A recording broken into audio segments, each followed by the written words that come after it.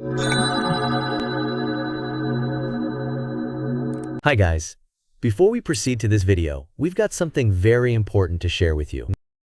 Neoliberalism, Inequality and Authoritarianism by Professor John V. Kofis is available for purchase. You can order it directly from the publisher Little French eBooks or through Amazon.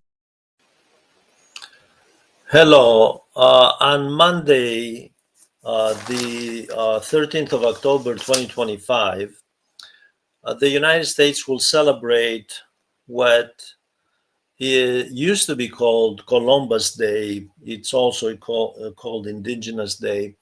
The controversy around this has been for some time for a very simple reason. The fact is that Christopher Columbus was a European of Italian background, of course, European explorer, and he was active in the general or overall European colonization project and a major contributor to that. And he is a hero for the European colonizers, not just the Spaniards and the Italians, but the European colonizers. And he has been a hero for the United States. Since the 19th century, there were attempts to, in fact, create a Columbus Day celebration. As we will see in the longer video, analytical video, which will air live on Columbus Day or Indigenous Day, the 13th of October 2025. The fact is, it's not just the United States, it's also Latin American countries, Caribbean countries, Central American countries that celebrate the same day, the same individual, the explorer from Europe. Now, Argentina, of course, has a large percentage of its population, which is of Italian background, including, by the way, the current president, Javier Milei, is of Italian background, Catholic, obviously. Argentina is also predominantly Catholic. The controversy has been really very simple. Again, I stress, is someone who was part of a colonization project, of a colonization mission, and someone that was, empirically speaking, based on the evidence, by the way, responsible for mass annihilation of indigenous people, responsible for bringing the spreading of diseases in the Western Hemisphere, responsible for the dislocation of populations on a mass scale, responsible for enslavement, responsible for the hegemony or the dominance of the colonizers over the indigenous people and their exploitation.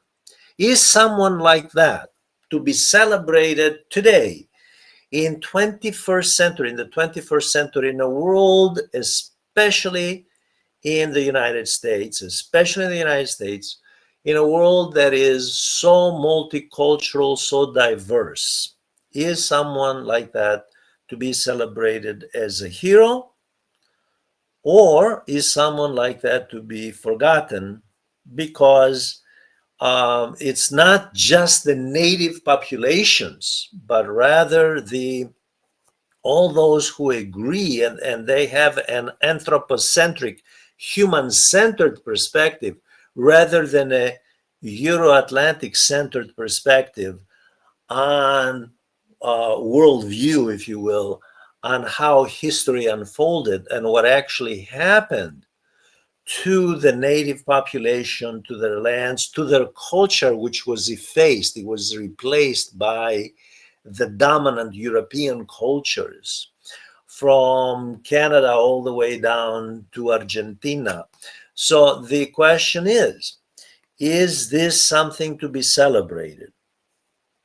Now, it isn't as simple as all that, because the Italians who were immigrants, especially in the United States in the late 19th century, early 20th century, were themselves victims because of the hegemonic groups in the United States, because the Italians were Southern Europeans, and the elites in the United States and the hegemonic culture in the United States was Northwest European, Anglo-Saxon, Protestant.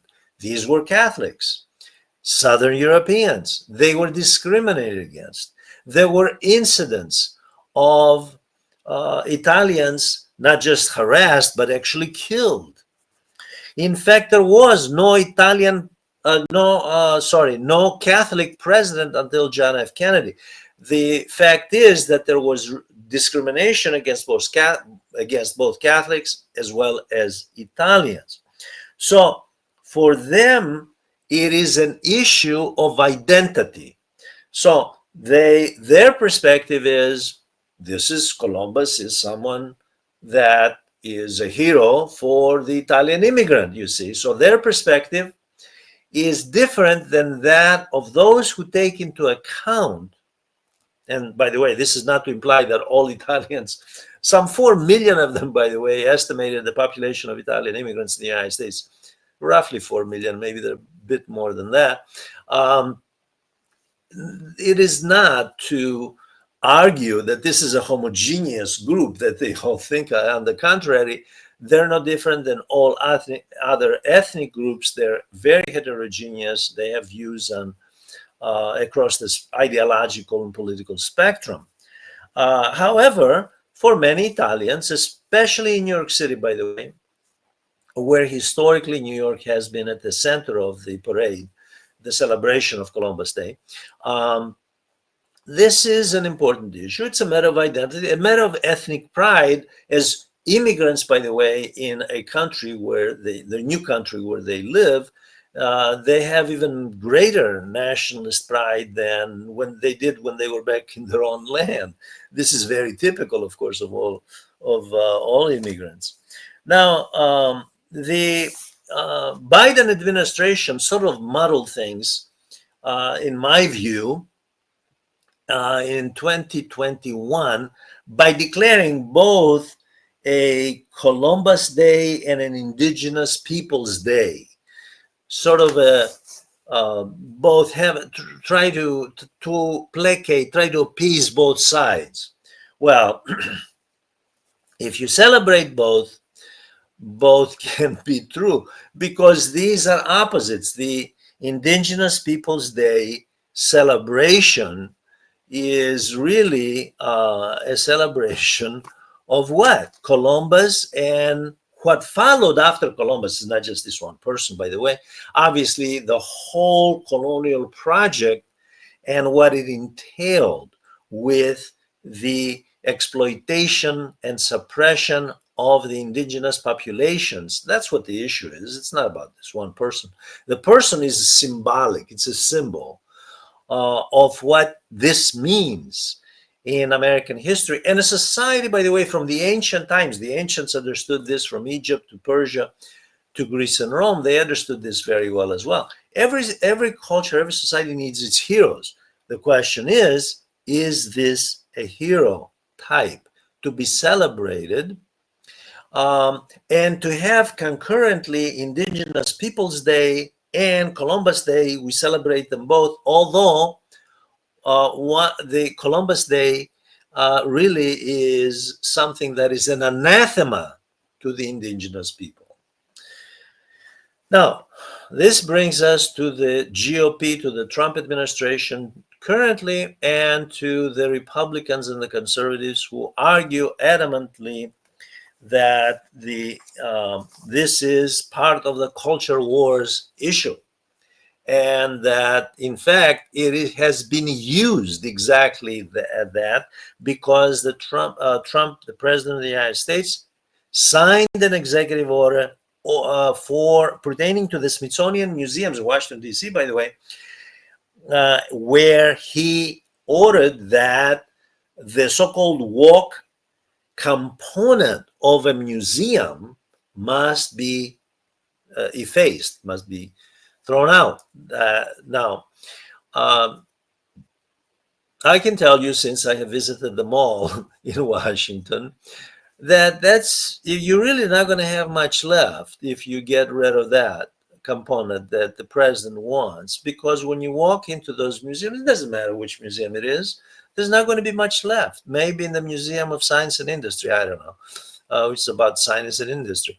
But even that, if he has minorities there, well, that's not good. So the issue here is really larger, and that is to use Columbus Day and to insist on glorifying this figure that the conservatives deemed heroic because he was part of the colonial project, part of the uh, white European exploitation project against non-white natives throughout the Western Hemisphere. This is very important because it is about a subliminally, or not even that at that level, but at subconscious level, this is about white supremacy. And there is, because you can't rewrite history. Columbus and what followed, the colonizing of the Western Hemisphere, is as it happened. We know what happened. Let's take the North American Indians. We know what happened. They ended up in reservations, regimented, alcoholics, drug abusers, and exploited, and their land was taken away. That's the end result. That's what happened. And then they were given certain limited rights and privileges to placate them and shove them aside. And that came long after the late 19th century, the so-called westward movement era. Now, the question again is, a society has to have its heroes, and a society has to celebrate certain people for younger people, but older, everybody, all ages, to admire and to look up to as symbols that contributed constructively to society, that did something positive to society. Mass destruction, expropriation of land, taking away of land that doesn't belong to you, using violence, dislocating people, moving them away. That is, it stretches the imagination to regard someone that as a hero.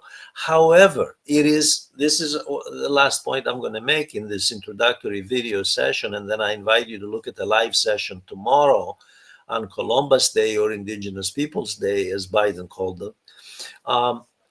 This is a larger issue, and it is an issue of whether the hegemonic culture, the Anglo-Saxon white Protestant culture, will prevail in America under the current political economy, where the vast majority, according to one poll after another, the vast majority of the population, 3/4 of the population, live paycheck to paycheck. Okay, and here we are, we're using culture wars as distraction.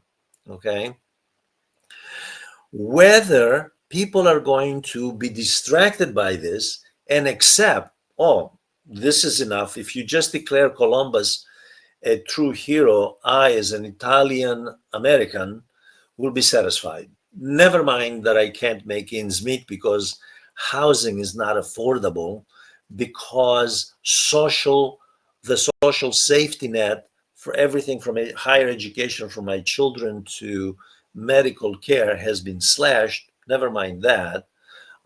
Just declare Columbus Day, restore it to its former glory before the so-called walk, meaning the multicultural diversity, acceptance of society, which is a reality, by the way.